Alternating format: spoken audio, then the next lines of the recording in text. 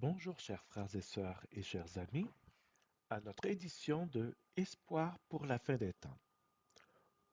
Aujourd'hui, le sujet du jour est le retour de Jésus au moment le moins attendu. Alors, vous savez que la Bible parle grandement du retour de Jésus-Christ et il est important pour nous d'en parler jour après jour, quand on en parle en famille, quand on en parle entre amis, quand on en parle avec ceux qui connaissent la parole de Dieu et ceux qui ne la connaissent pas. Il est important de partager cette grande et belle nouvelle que Jésus revient bientôt. Ceci est basé sur une promesse que Jésus lui-même nous a faite et que nous trouvons dans Jean 14, versets 1 à 3. Ce texte nous dit que votre cœur ne se trouble point. Croyez en Dieu et croyez en moi. Il y a plusieurs demeures dans la maison de mon Père. Si cela n'était pas, je vous l'aurais dit. Je vais vous préparer une place. Et lorsque je m'en serai allé et que je vous aurai préparé une place, je reviendrai et je vous prendrai avec moi, afin que là où je suis, vous y soyez aussi. La manière dont Jésus parle ici dans ce texte fait sentir que Jésus veut nous garantir que oui, il va revenir, que oui, il nous prépare une place dans les cieux. Regardez ce qu'il dit au verset 2. Il y a plusieurs demeures dans la maison de mon Père. Si cela n'était pas, je vous l'aurais dit. Autrement dit, Jésus veut pleinement nous dire qu'il ne ment pas, qu'il n'essaye pas de nous décevoir, de nous tromper. Il garantit ici en ajoutant, je vais vous préparer une place.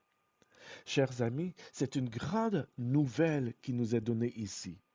Jésus nous invite à croire en lui, en croire en ce qu'il nous dit, parce que sa parole est certaine et véritable. Il viendra et il viendra nous chercher pour nous amener dans les places qu'il nous a préparées dans les cieux. Il y a plusieurs demeures dans la maison de mon Père.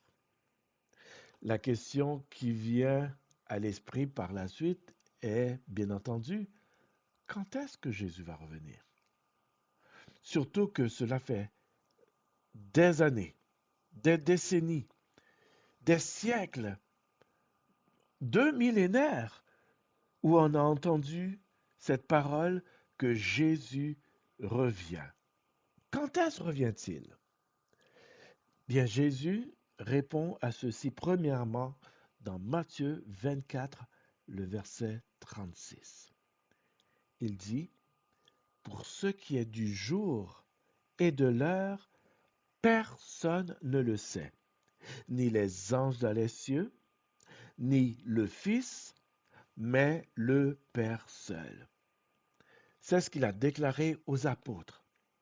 Alors pourquoi est-ce qu'aujourd'hui, à notre époque, nous entendons des personnes, des individus à travers le monde qui se lèvent et qui disent Jésus va revenir à telle date, la fin du monde va être à telle date.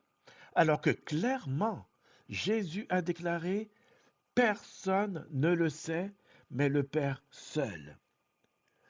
Il est inutile de chercher à savoir quand est-ce que Jésus reviendra. Il est inutile de chercher à déterminer à travers la parole de Dieu la date exacte de son retour. Ceci représente un secret que Dieu garde pour lui-même. Mais Jésus nous dit aussi que puisque nous ne savons pas quand est-ce qu'il reviendra, nous devons toujours nous tenir prêts. Voyons ce qu'il dit dans Matthieu 24, verset 44. C'est pourquoi Jésus dit, vous aussi, tenez-vous prêts, car le Fils de l'homme viendra à l'heure où vous n'y penserez pas. Telle personne pense qu'il va revenir dans telle circonstance, mais Jésus dit, là où Au moment où vous n'y penserez pas, c'est là qu'il va revenir. Et donc, nous devons toujours avoir une attitude de préparation. Je suis prêt aujourd'hui. Tenez-vous prêt, dit Jésus, puisque vous ne savez pas l'heure à laquelle Jésus va revenir. Ce n'est même pas une chose qui pourrait monter à votre pensée. Le moment où on s'y attend le moins est le moment où Jésus reviendra. Nous cherchons à savoir maintenant comment est-ce que Jésus va revenir. Sous quelle forme va-t-il se présenter? Et ceci est très important, mes chers amis, parce qu'il existe toutes sortes de théologies, toutes sortes de philosophies concernant le retour de Jésus-Christ. Certains disent qu'il reviendra d'une manière visible, d'autres d'une manière invisible, d'autres qui disent que ce sera une apparition secrète, d'autres qui disent que ce sera une apparition glorieuse. Il existe toutes sortes de pensées. Même certaines personnes disent que le retour de Christ annoncé par les Saintes Écritures est un retour symbolique, en voulant dire que Jésus revient dans notre cœur, lorsque quelqu'un accepte Jésus-Christ comme son sauveur. Mais est-ce que c'est l'enseignement des Saintes Écritures? Voyons voir ce que certains passages de la Bible nous disent à ce sujet. Premièrement, la Bible déclare que son retour sera un retour littéral. Lorsque nous lisons dans Acte 1, versets 10 et 11, nous voyons ceci. Il est écrit, en parlant des apôtres qui regardaient Jésus qui remontait au ciel, au verset 10, et comme ils avaient les regards fixés vers le ciel pendant qu'ils s'en allaient, voici deux hommes vêtus de blanc leur apparurent, verset 11, et dirent, Hommes galiléens, pourquoi vous arrêtez-vous à regarder au ciel? Ce Jésus qui a été enlevé au ciel du milieu de vous viendra de la même manière que vous l'avez vu allant au ciel. Une déclaration sans équivoque qui n'est point à tromper ici. Ce Jésus nous dit, ces deux hommes vêtus de blanc, ces deux hommes disent que ce Jésus qui a été enlevé au ciel du milieu de vous, comment est-ce que Jésus a été enlevé du milieu d'eux? Il a été enlevé d'une manière visible, corporelle. C'était lui, ce Jésus qui était mort et ressuscité, qui alla au ciel, qui fut enlevé du milieu d'eux. Jésus était au milieu d'eux au moment de monter au ciel. Il leur parlait, leur donnait ses derniers conseils, ses derniers encouragements avant de monter au ciel. Alors ce Jésus est monté d'une manière corporelle et il est monté d'une manière visible, il est monté d'une manière littérale. Et alors ces deux hommes disent, il viendra de la même manière. S'il est monté d'une manière littérale, il reviendra d'une manière littérale. Deuxièmement, il est écrit dans Luc 24, les versets 38 à 41, ce qui suit. Mais il leur dit, et ici c'est Jésus qui leur parlait après sa résurrection, qui parlait aux disciples, aux apôtres. Mais il leur dit, pourquoi êtes-vous troublés? Et pourquoi pareille pensée s'élève-t-elle dans vos cœurs? Lorsqu'on lit le chapitre 24, lorsque Jésus fit son apparition, les versets précédents nous montrent que les disciples, les apôtres pensaient qu'ils étaient en train de voir un esprit. Mais là, Jésus leur dit, pourquoi êtes-vous troublés? Parce qu'ils avaient peur, ils voyaient un esprit, pensaient-ils, devant eux.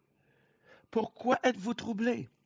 Et pourquoi pareille pensée s'élève-t-elle dans vos cœurs? Pourquoi penser qu'il s'agit d'un esprit?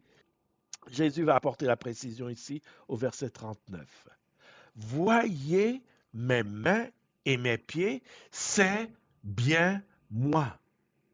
touchez-moi et voyez.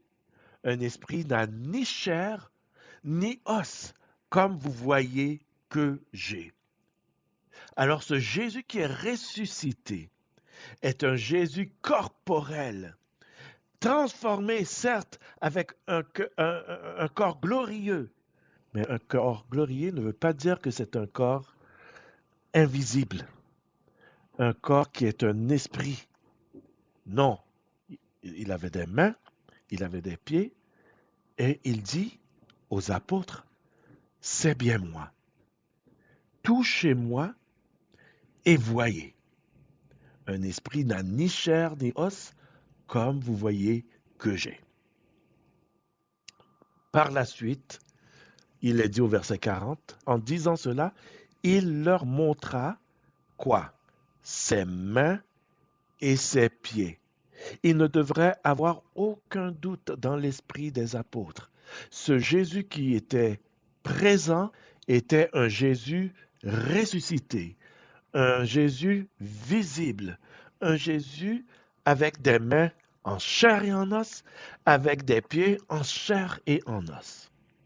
Les apôtres, après avoir entendu Jésus leur dire cela, étaient heureux, ils étaient contents, ils sautaient de joie, je peux imaginer. Et au verset 41, voyez ce que Jésus va faire pour accentuer et affermir leur foi dans cette vérité. Verset 41, comme dans leur joie, ils ne croyaient pas encore. Ils étaient tellement excités, ils étaient tellement joyeux, mais en même temps, ils n'arrivaient pas à croire que Jésus était vraiment celui qui était présent devant leurs yeux. Alors, comme dans leur joie, ils ne croyaient pas encore, qu'ils étaient dans l'étonnement, que fit Jésus? Il leur dit, avez-vous ici quelque chose à manger? Cette question qu'il leur posa était pour confirmer qu'il était chair et qu'il était os. Ce Jésus était un Jésus littéral. C'était vraiment un Jésus en chair et en os. Le corps que les disciples voyaient était une réalité. Oui, Jésus est parti en chair et en os et il reviendra en chair et en os. Jésus reviendra très certainement et il reviendra d'une manière visible. La seconde venue, la grande espérance sera manifeste d'une manière visible. Regardez ce qui est écrit dans Apocalypse 1 et le verset 7. Voici, il, en parlant de Jésus, voici, il vient avec les nuées, et tout œil le verra, même ceux qui l'ont percé, et toutes les tribus de la terre se lamenteront à cause de lui. Oui, Amen. Encore une fois, pas question d'être perdu dans des interprétations. Le verset est clair. Il dit, il vient avec la nuée et tout œil le verra. Ce sera un retour visible. Ce sera tellement visible que même ceux qui l'ont percé le verront. Ceux qui n'ont pas la foi en Christ le verront. Ceux qui l'ont tué à la croix, ceux qui l'ont persécuté, ceux qui ont demandé sa condamnation à mort, ils le verront. Ici n'est pas question d'une vision de la foi. Ce ne sera pas un regard de la foi, puisque même ceux qui l'ont percé le verront. Toutes les tribus de la terre se lamenteront à cause de lui, parce qu'ils n'ont pas cru en lui, parce qu'ils n'ont pas mis leur confiance en lui, parce que leurs péchés sont demeurés en eux et avec eux, parce qu'ils n'ont pas laissé Jésus prendre la condamnation du péché à leur place. Ils le verront, mais ils se lamenteront. Ce ne sera pas le regard de la foi, mais ce sera le regard visible, la constatation de la réalité que Jésus a toujours proclamée lui-même et à travers ses apôtres. Oui, mes frères et sœurs et chers amis, Jésus reviendra d'une manière visible. Il est encore écrit dans Matthieu 24, les versets 25 à 28. Voici, je vous l'ai annoncé d'avance. Si donc on vous dit, voici, il, c'est-à-dire le Christ, est dans le désert, n'y allez pas. Voici, il est dans les chambres, ne le croyez pas. Mes frères et sœurs, chers amis, il y a des chrétiens, malheureusement, qui disent que Jésus va revenir d'une manière invisible. C'est une phrase trompeuse. Jésus dit, on ne dira pas il est ici, il est là. Ne croyez pas à ce qui vous dirait, oh, il est ici, il est là, parce que lorsque Christ reviendra, regardez qu'est-ce qu'il dit au verset 27, car comme l'éclair part de l'Orient et se montre jusqu'en Occident, ainsi sera l'avènement du Fils de l'homme. Vous avez déjà vu un éclair, mes chers amis. Lorsqu'un éclair passe d'un côté et va jusqu'à l'autre, on le voit. On n'a pas besoin de quelqu'un pour nous dire, oh, il faut regarder dans cette direction-là. On le voit, l'éclair. L'éclair est majestueux, il est visible et il n'est pas d'une manière où on se dit, peut-être il y a eu un éclair. Lorsqu'il y a eu un éclair, on le voit, on le sait. Et au verset 28, Jésus accentue cette vérité en disant, en quelque lieu que soit le cadavre, là s'assembleront les aigles. Il est en train de montrer d'une manière imagée ce que cette réalité du retour de Christ sera. Lorsque il y a un cadavre quelque part, les aigles vont là automatiquement et ils se nourrissent de ce cadavre. Un aigle n'a pas besoin de dire à un autre aigle, oh, viens, suis-moi, le cadavre est là. Ils le savent, ils le voient, ils vont là directement. Et donc, mes chers amis, le retour du Christ sera visible. Regardons un dernier texte ici par rapport à la visibilité de la seconde venue du Messie. Matthieu 24, le verset 30. Il dit, alors le signe du Fils de l'homme paraîtra dans le ciel. Toutes les tribus de la terre se lamenteront et elles verront le Fils de l'homme venant sur les nuées du ciel avec puissance et une grande gloire. Il n'y a pas d'équivoque ici. Le retour du Christ sera visible par ceux qui le suivent et par ceux qui ne le suivent pas. Le signe du Fils de l'homme paraîtra dans le ciel. Ce sera un signe visible. Quel est donc ce signe visible? Ce signe de son retour est son apparition elle-même. Le Fils de l'homme sur les nuées du ciel, avec puissance et une grande gloire. C'est pour cela que lorsque quelqu'un dit Jésus est ici ou Jésus est revenu déjà, nous n'avons pas à nous fier à cette parole. Parce que lorsque Jésus reviendra, il viendra avec puissance, il viendra avec gloire. Plusieurs autres textes nous disent que Jésus reviendra avec les myriades d'anges. Ce sera quelque chose de visible. Il n'y aura pas sujet de douter du tout.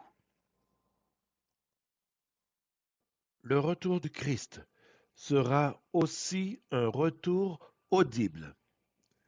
Oui, mes frères et sœurs et chers amis, lorsque le Christ reviendra, non seulement il sera visible, mais il sera audible.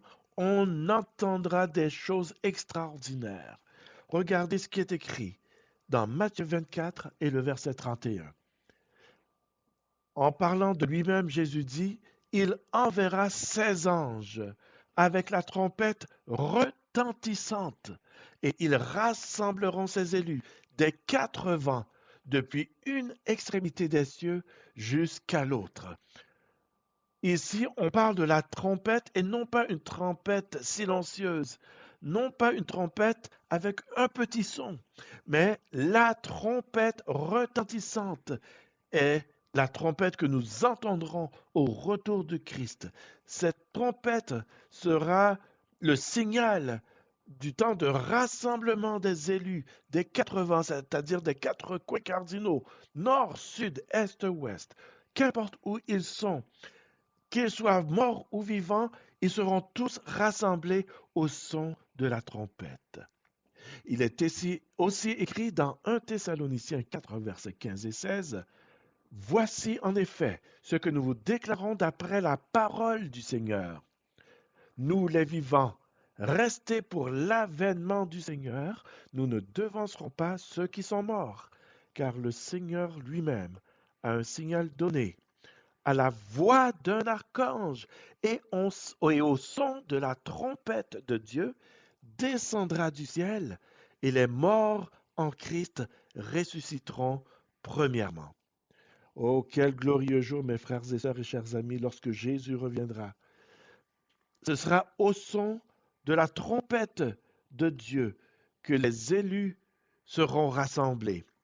Les morts en Christ, premièrement, vont ressusciter. Et ensuite, ils seront rassemblés au sein du Très-Haut qui seront encore vivants au moment de la venue du Christ.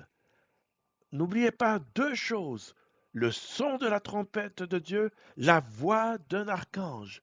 Voilà comment les élus seront rassemblés. D'une manière audible, le retour de Christ se manifestera.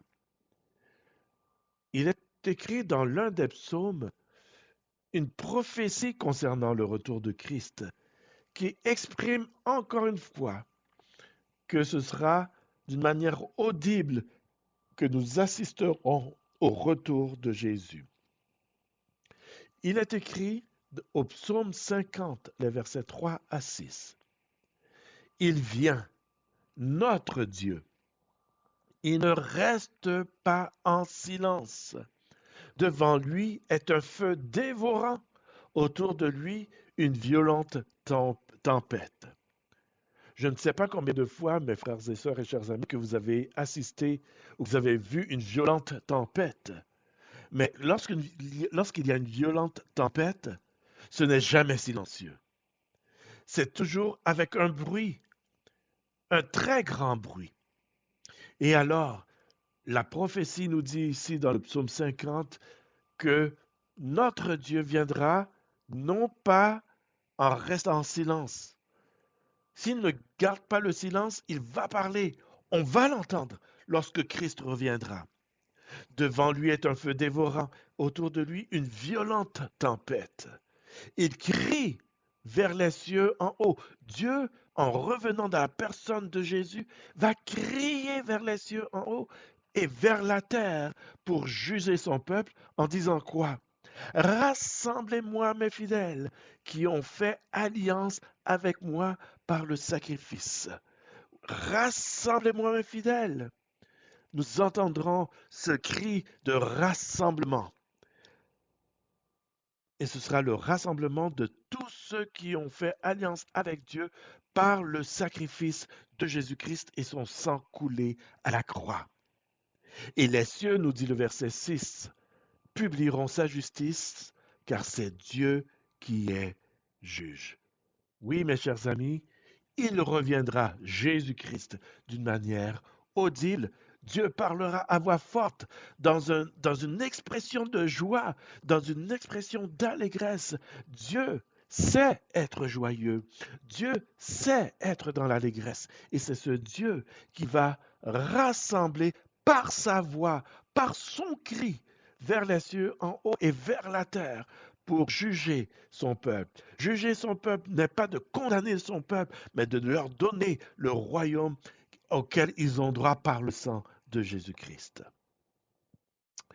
Finalement, dans le livre de Pierre, dans deuxième épître de Pierre, au chapitre 3 et le verset 10, Pierre nous fait voir encore une fois que lorsque Jésus reviendra, ce ne sera pas d'une manière silencieuse. Oui, il reviendra d'une manière fracassante. Regardez ce qui est écrit. 2 Pierre 3, verset 10. Le jour du Seigneur viendra comme un voleur. En ce jour-là, les cieux passeront avec fracas, les éléments embrasés se dissoudront, et la terre, avec les œuvres qu'elle renferme, sera consumée. Jésus reviendra comme un voleur. C'est un enseignement biblique. C'est un enseignement clair et vrai. Cependant, il y a des chrétiens, lorsqu'ils lisent et voient que le texte dit que le jour du Seigneur viendra comme un voleur, on parle d'un enlèvement secret des enfants de Dieu. Mais clairement, ce verset nous dit que ce ne sera pas secret, il n'y aura rien de secret dedans lorsque le jour du Seigneur viendra. Le jour du Seigneur où il viendra comme un voleur. Le fait qu'il vienne comme un voleur n'est pas que c'est une venue secrète, mais c'est une venue en surprise, une venue inattendue. Souvenez-vous ce que Jésus a dit. Nous l'avons lu plus tôt dans Matthieu 24, verset 44. Tenez-vous prêts, car le Seigneur viendra au jour où vous n'y penserez pas. D'une manière inattendue, il viendra. Oui, il reviendra d'une manière visible, par surprise, mais ce sera encore visible, audible, parce qu'il est écrit, encore une fois, lisez bien les mots, en ce jour-là, les cieux passeront avec fracas. En quel jour? En ce jour où Jésus viendra comme un voleur. C'est en ce jour-là que les cieux passeront avec fracas. C'est en ce jour où Jésus viendra comme un voleur que les éléments embrasés se dissoudront. C'est en ce jour où Jésus viendra comme un voleur que la terre, avec les œuvres qu'elle renferme, sera quoi? Consumée. C'est au retour de Christ que tout cela se passera. Donc ce sera visible et ce sera audible. Le retour de Jésus sera un retour glorieux. Il reviendra dans sa gloire. Ce sera un jour spectaculaire. Regardez ce qui est écrit dans Matthieu 16, verset 27.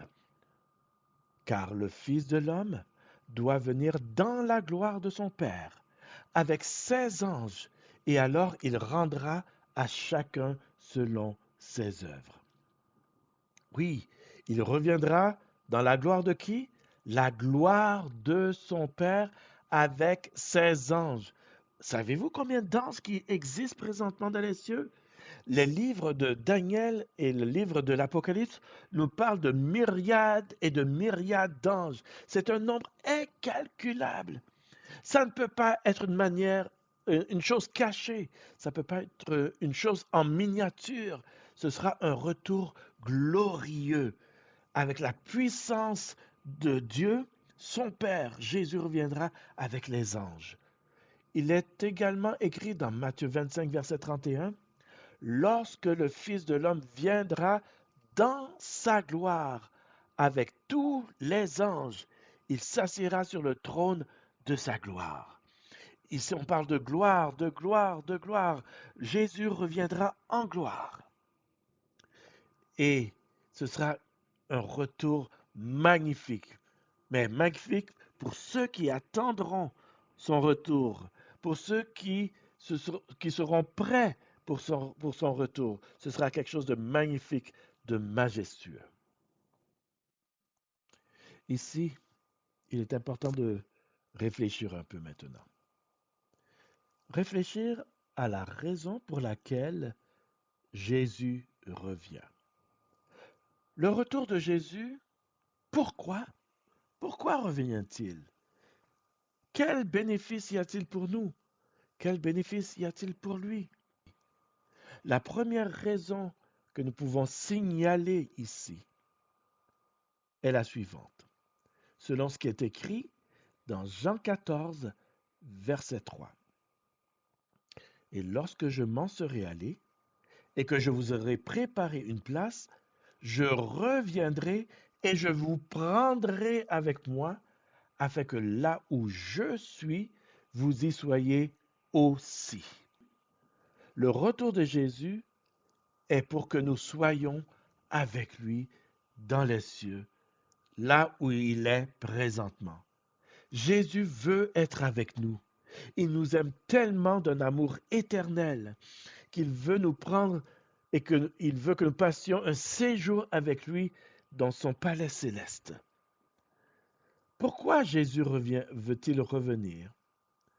Parce qu'il veut que nous passions une période de temps dans une communion visible avec lui.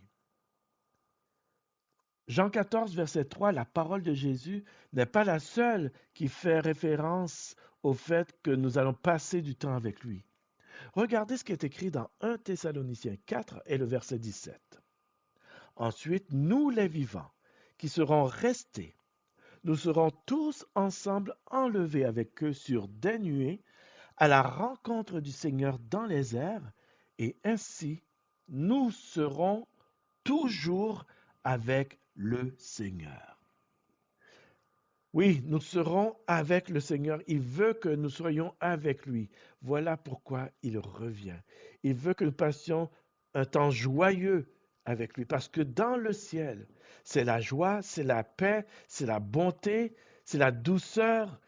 Ce sont toutes ces choses et bien plus encore, des choses qui dépassent tout ce que nous pourrions imaginer.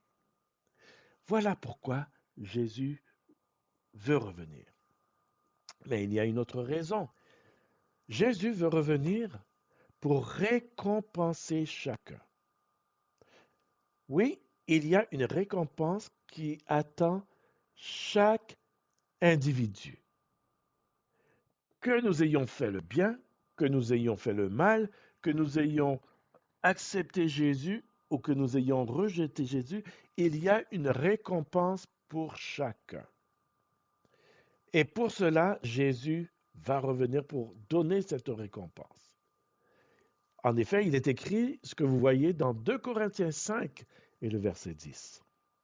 Il est écrit, car il nous faut tous comparaître devant le tribunal de Christ, afin que chacun reçoive selon le bien ou le mal qu'il aura fait étant dans son corps.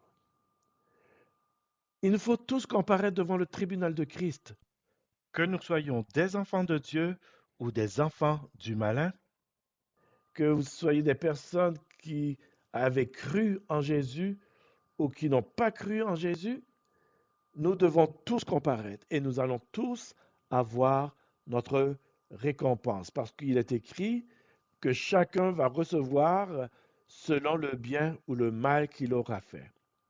Et dans Apocalypse 22, verset 12, cette même vérité est présentée. C'est Jésus lui-même qui parle encore ici en disant, voici, je viens bientôt et ma rétribution est avec moi pour rendre à chacun selon son œuvre. Et souvenez-vous ce qui est écrit dans Jean 6, verset 29. Après que des gens soient venus vers Jésus pour lui demander que devons-nous faire pour faire les œuvres de Dieu, Jésus a eu à dire que l'œuvre de Dieu, c'est que nous croyons en celui qu'il a envoyé, c'est-à-dire Jésus lui-même. Et alors, quelle œuvre nous faisons? L'œuvre que Dieu nous incite à faire est de croire en Jésus. Est-ce que nous rejetons cette œuvre et nous passons aux œuvres du diable? Est-ce que nous suivons l'œuvre de Dieu qui est de croire en Jésus? Chers amis, chers frères et sœurs, Jésus revient bientôt. Lorsque nous disons bientôt, que voulons-nous dire par cela?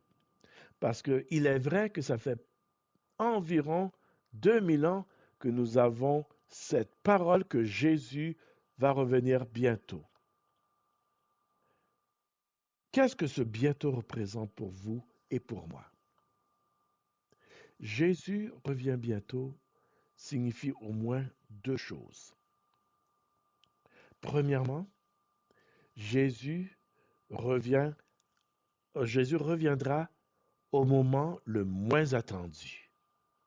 Ce qui fait que nous devons nous attendre et vivre comme si Jésus revient aujourd'hui. C'est la première pensée que nous devons avoir. Jésus revient bientôt. C'est un Jésus revient au moment où j'y penserai le moins, donc je me tiens prêt en tout temps. Et la deuxième chose à laquelle cela peut faire référence également lorsque nous disons que Jésus revient bientôt. Oui, ça fait 2000 ans environ que cette bonne nouvelle a été annoncée. Mais en même temps, si nous réfléchissons bien, ça ne fait pas autant d'années que nous, personnellement, nous l'attendons. Certains d'entre vous qui m'écoutez avaient peut-être 20 ans, 30 ans, 40 ans, 50 ans, 60 ans, 70 ans, 80 ans. Même des extras plus robustes peuvent avoir 90 ou 100 ans. Mais après quoi? C'est fini. Personne ne sait le jour où nous allons mourir. La période de temps que vous attendez Jésus-Christ n'est pas aussi grande que vous le pensez. En fait, pour plusieurs, lorsque Jésus apparaîtra, son apparition paraîtra être venue trop rapidement parce que vous vous sentirez pas prêt à l'accueillir. Et donc, mon invitation, mes frères et sœurs et chers amis, aujourd'hui, soyons prêts pour le retour de Jésus. Aujourd'hui, corrigeons par la puissance du Saint-Esprit notre caractère. Que nos yeux se tournent vers Jésus, le Sauveur du monde, qui peut être votre Sauveur personnel. Tournez vos regards vers Jésus, par ce regard, vers son caractère, son amour, sa justice, le regard vers Jésus pour le pardon de nos péchés, l'effacement de toutes nos iniquités. Par ce regard unique vers Jésus qui transforme nos caractères, nous serons prêts à l'accueillir à ce moment-là. Nous porterons l'image de Jésus en nous.